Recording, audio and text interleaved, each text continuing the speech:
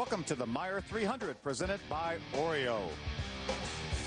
Busch Series racing from Kentucky Speedway on FX. What a terrific crowd on hand, sold out for the 6th consecutive year. Carl Edwards was able to put his car in victory lane last year. Let's take a look at some of the former winners. There you see Kevin Harvick in 2001. He was the winner of our Nargo race. We got to see Bobby Hamilton Jr. win here a couple of years ago in the Marines car, and Carl Edwards last year when I was with him got to dominate. Thank you very much. Todd Bodine won in 2002.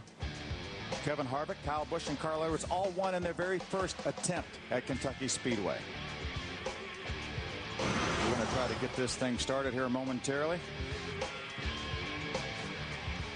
We're going to go down and talk to Miss USA, our Grand Marshal, again for the command. And now the most famous words in racing. You have been waiting for them. Kentucky's own Miss USA, Tara Conner, take it away. Gentlemen, start your engine.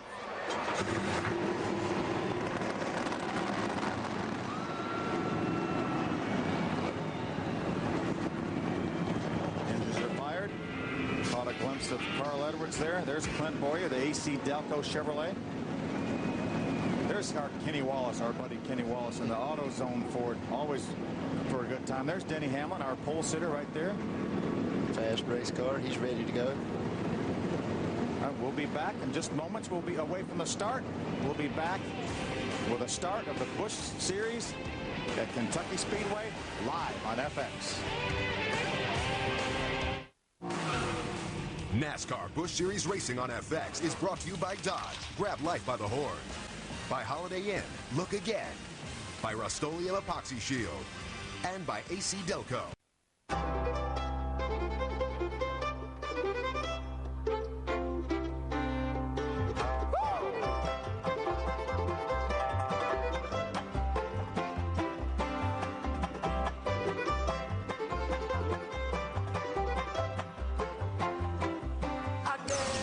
Welcome back to Kentucky Speedway for NASCAR Busch Series Racing on FX. Just take a look at the starting grid. It'll be at the bottom of your screen. You can watch to see where your favorite driver qualified. Denny Hamlin on the pole in his Rockwell Automation Chevrolet. Outside front row, Carl Edwards. Reed Sorensen, after last week and not having a good qualifying run, it's going to be starting third. We talked about David Gilliland starting up front, 4th position. Danny O'Quinn, 2nd time in the last 2 weeks, a top 5 starting spot. Look for him to have a good run tonight also. There's Kyle Busch inside row number 5 alongside Nextel Cup competitor J.J. Yaley in the 18 car. Great run for Augie Vidovich. 11th place starting run. There's our point leader Kevin Harvick inside row number 7 alongside Kenny Wallace. Todd Cleaver had a good qualifying run last week. I think they've got a pretty good car for tonight.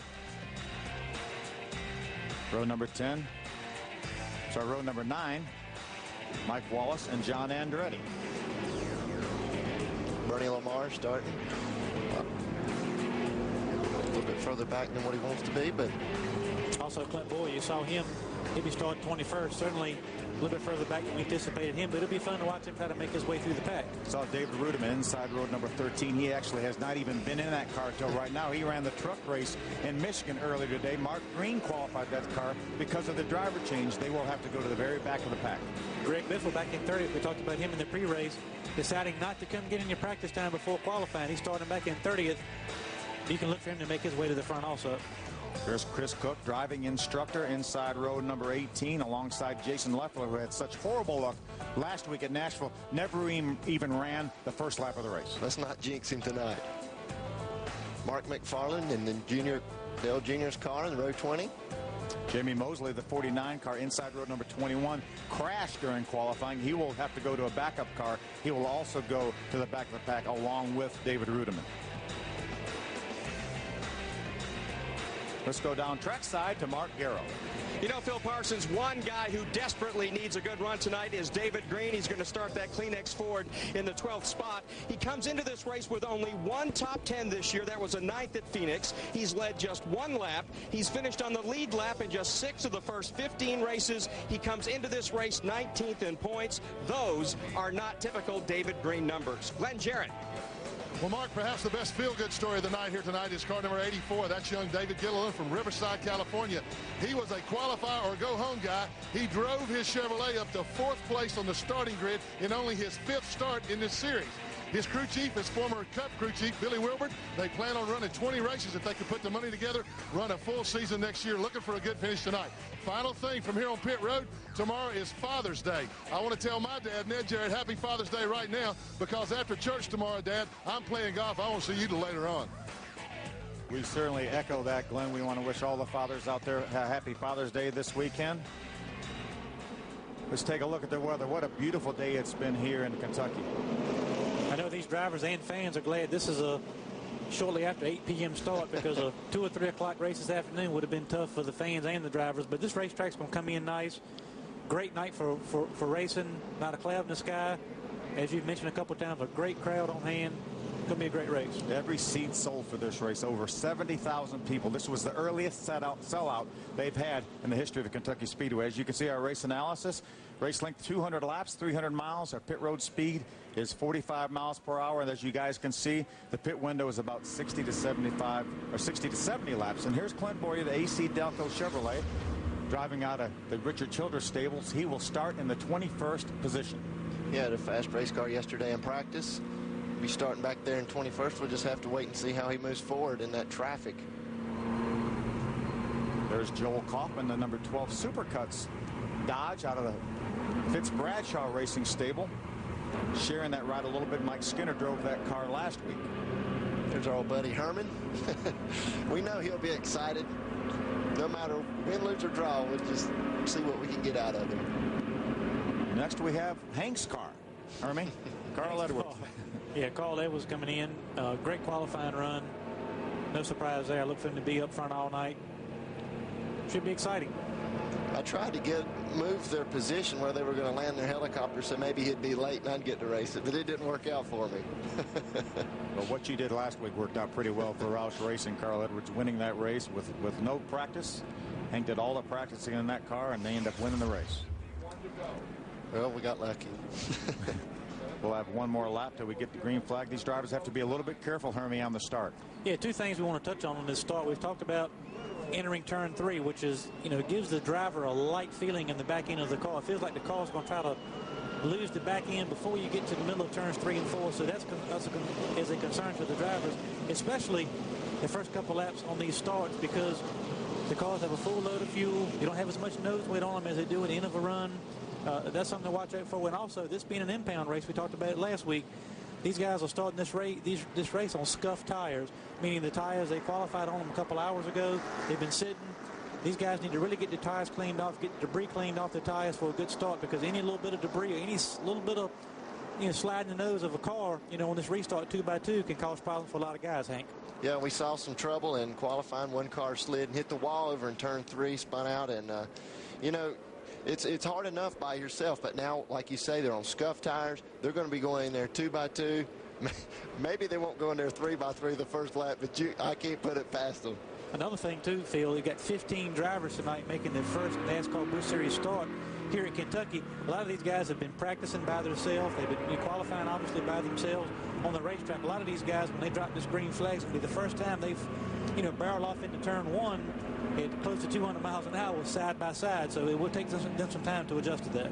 We watched all the practice, and I didn't see that many cars running together. Typically at a Nextel Cup race, you see all the drivers go out there and try to run together to know what their cars are going to do in traffic. I didn't see that much with these Busch cars. Well, they were very spread out all through practice, and the track's going to get better. Right now, it's cooling off. It's got the most rubber it's had on it, and it should be an exciting race. I look for the groove to move out in 3 and 4. Looks like they may have some debris on the back stretch. They're going to keep them going here for one more lap, get that cleaned up, get it good and safe for these guys. Go. Gwen, what's going on with Denny Hamlin? Well, Phil, his crew chief, Dave Rogers, is conditioning him for tomorrow as well as tonight's race. He just came on the radio and told him, Denny, please be sure to drink plenty of water tonight because it's hot here, but also to replenish that fluid on through the race in preparation for tomorrow's race at Michigan. So they're thinking ahead. Get him ready for tonight. Hopefully he already is, but keep him that way for tomorrow's Cup race up in Michigan. Boy, Glenn, it sure worked last week for that bunch. They had a good top 5 run at Nashville and then came back and won the next day in Pocono, Pennsylvania. He gets out there up front and gets some clear sailing. I believe he'll be feeling hydrated as he could possibly be. Yeah, I would say doing these double duties and flying back and forth will be a lot more, difficult for these drivers if they were struggling. But like you see on the screen here, both of these guys are competitive and are threats to win every time they get in their race car, whether it's in the NASCAR Busch Series or the Nextel Cup Series. These guys know they have a chance to win, and it makes you look, forward to get to these racetracks.